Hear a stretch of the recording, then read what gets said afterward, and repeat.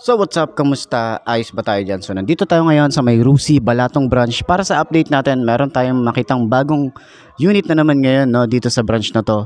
Ano nga ba to? Ito yung Rusi Surf 110. So umpisahan na natin yung walk around para dito at kung sulit nga ba itong motorcycle na to ngayong 2024. Ayos na ayos yan. Give me a sign, will everything be alright? I need a sign, cause I don't wanna waste my time. Sometimes I don't wanna wake up, I feel tired in my bed, wanna lay up. Watch TV and step out fake love. Let the drama unfold with my brain numb. Yeah, I'm still digesting everything that's going on. Para sa presyo niya, check nyo na lang din, pati yung kanilang monthly, yung down payment. Alam naman natin na mababa talaga itong price na to, mababa talaga siya. Kasi nga 110cc lang to. So last time, meron na rin tayong update para sa 125 ng Surf. So decals lang naman talaga yung nababago dito.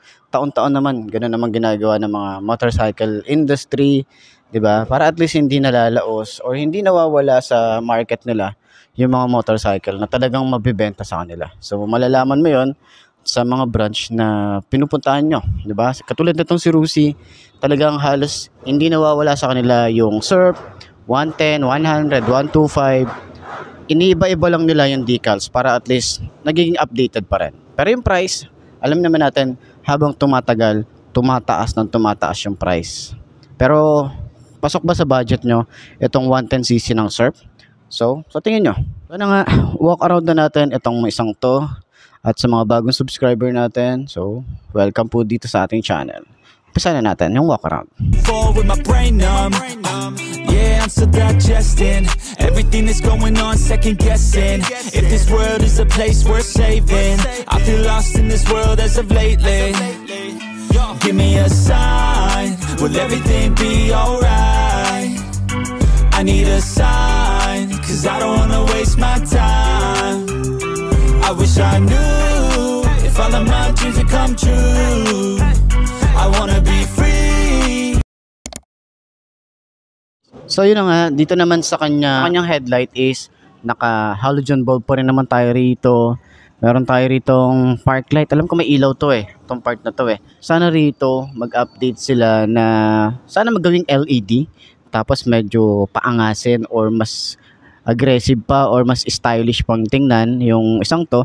Kasi medyo outdated na yung kanyang design So sana dito mag-update sila.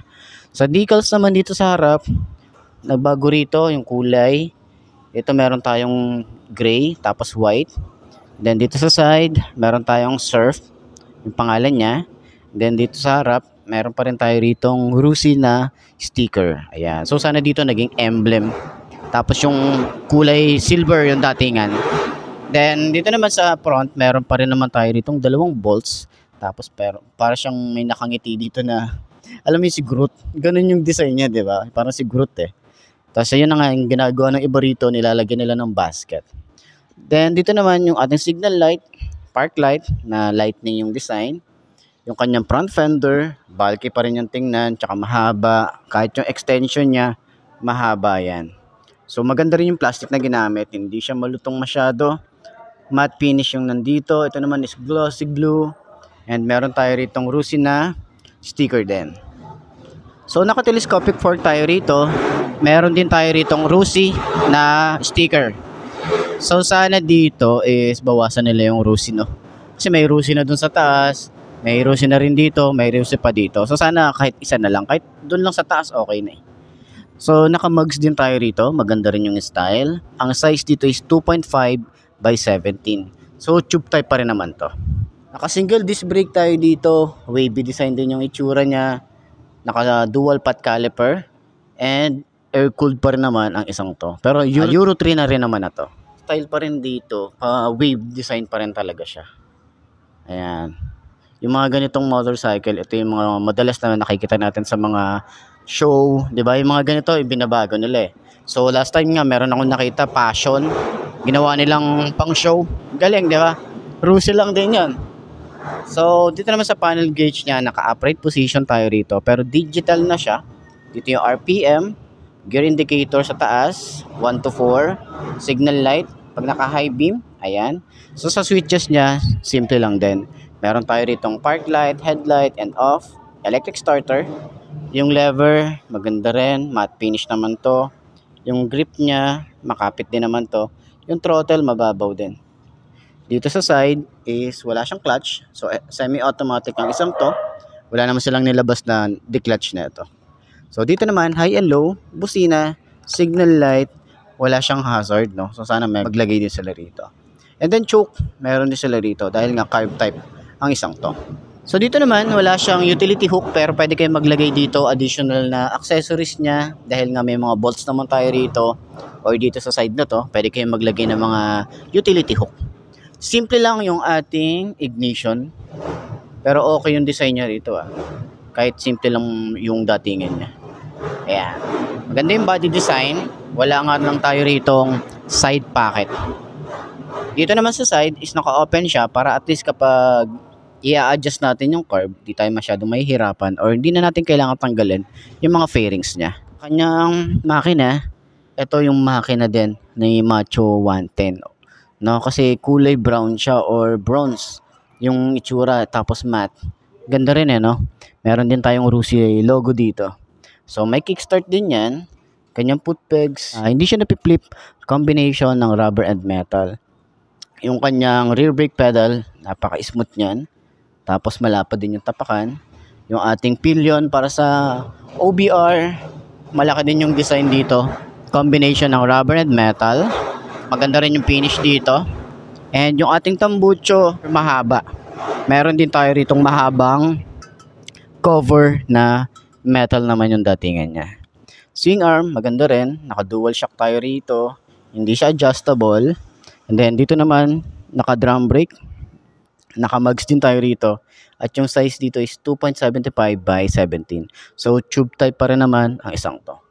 Update din dito sa side nung pairings. Meron din tayo ritong surf. Tapos meron din siyang 110 dito. Kulay blue naman din to. So sumasabay siya doon sa kulay ng fairings niya. Etong bandang likuran. Ayan. So naka-highlight yung surf ng kulay blue. Meron siyang kulay blue din dito. Naka-highlight din yung 110 dito ng kulay blue. Then gray and white na faded yung design. Sa upuan niya, makapal pa rin yung kanyang foam. Sobrang lambot na ito. Ayan. So yung design ng kanyang foam, ayan. Maganda rin yan. Tapos meron din tayo, may Rusi din tayo dito na naka-emboss. Tapos hanggang OBR is makapal yung ating foam dito. Sa ilalim ng ating upuan, meron tayong compartment. Kahit pa paano, meron tayong mapaglalagyan. Dito rin yung ating battery nilalagay. Ayan. And meron tayo ditong helmet hook. So metal naman yung isang to. Yung ating gas tank. So malaki din yung gas tank nito, no? Kahit pa paano, matipid na rin yung isang to. Pwedeng pang malayuan, short ride, or kahit i-loop nyo to, pwede yung isang to. Sa grab bar niya, isang assembly lang to. Ayan. Tapos meron din tayo Rusi dito na naka-emboss. Yung itsura niya parang binalot ng goma. Tapos mukha siyang carbon fiber finish. Sa taillight naman niya, so sana dito gawin na rin dito na LED.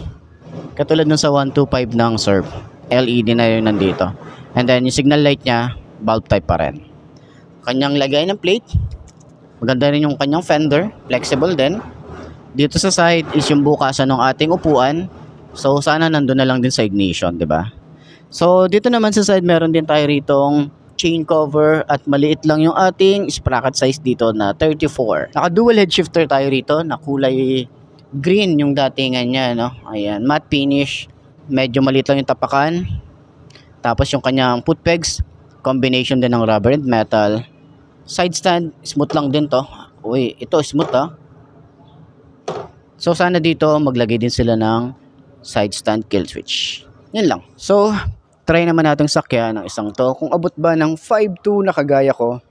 At kung gusto nyo tong gawin na beginner bike sa mga gusto ng mga ganito, mapababae o lalaki. So try na natin sakyan kung abot ba natin. Ayos na siya. I gotta find a way to believe. All I know is that if I give up then it's over, but if I keep going every day's a bit closer. Highs and the lows feels like a roller coaster, it's never over. I gotta find a way to get inspired in this life. Stop looking out and start looking inside. Find what I love.